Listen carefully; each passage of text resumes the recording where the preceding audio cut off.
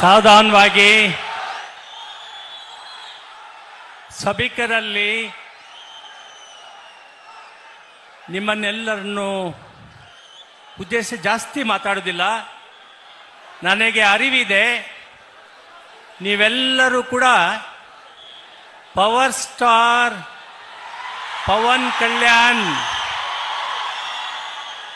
గారి మాటలని మీరు వినాలని ఇక్కడ వచ్చినారు. నాకు తెలుసు వాళ్ళు కూడా మీతో మాట్లాడతారు. నేను ఎక్కువగా మాట్లాడేదానికి పోను.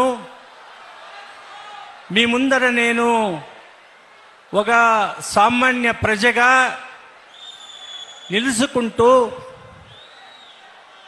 యువకుల్ని గురించి, రైతులని గురించి, కృషి కార్మికులని గురించి, మహిళలను గురించి కొన్ని విచారాలను మాత్రం మాట్లాడడానికి ఇక్కడ నిలబడినాను. ప్రప్రథమగా నా ఒక 75వ పుట్టిన పండగకి నాకి ఆత్మీయ స్నేహితుడైన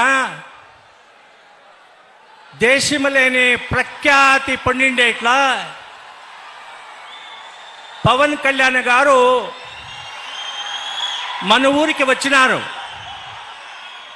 పవన్ కళ్యాణ్ గారు ఈరోజు ఈ సమారంభంలో పాల్గొనేదానికి అవకాశాలే లేదు. 10 దినాలు ఇంకా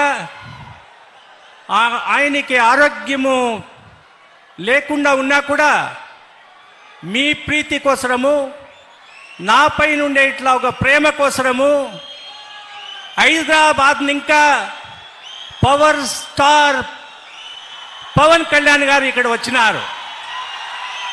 అంటే మీరు తెలుసుకోవాలి, పవన్ కళ్యాణ్ గారు బరీ సుప్రసిద్ధ అయిండేట్లా ఒక యాక్టరే కాదు, యువకుల్ని గురించి, రైతుల్ని గురించి, మహిళలను గురించి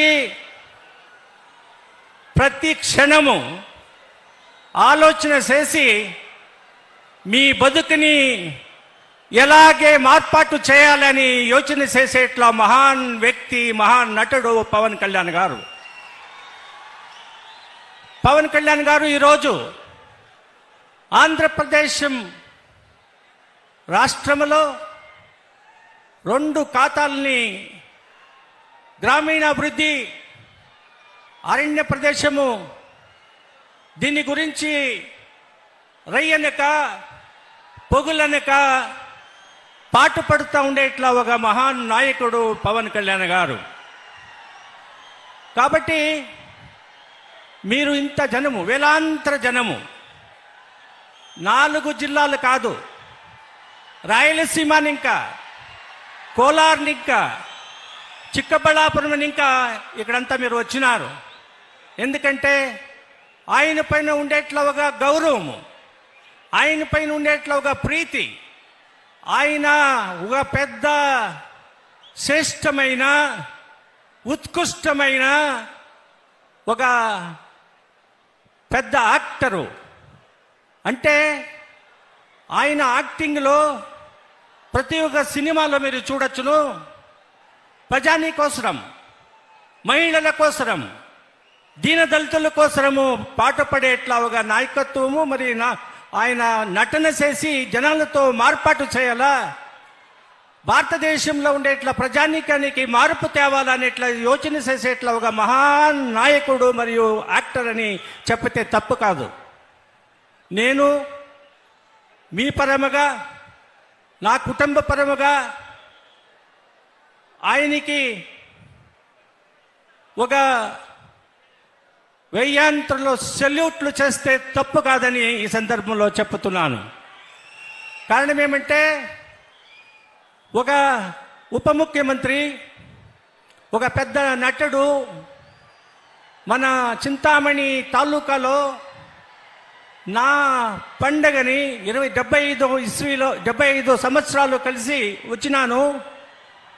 దానికి పుట్టిన పండగ చేసేట్ల మన నవీన్ కృష్ణ గారు మరియు మన డెవలపర్ అయిండేట్ల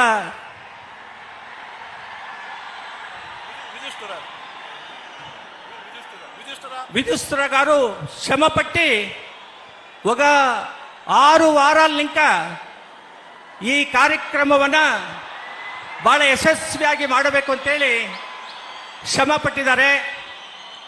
ನಾನು ನನ್ನ ಹೃದಯಪೂರ್ವಕವಾಗಿ ನಾನು ನಿಮ್ಮೆಲ್ಲರಿಗೂ ಕೂಡ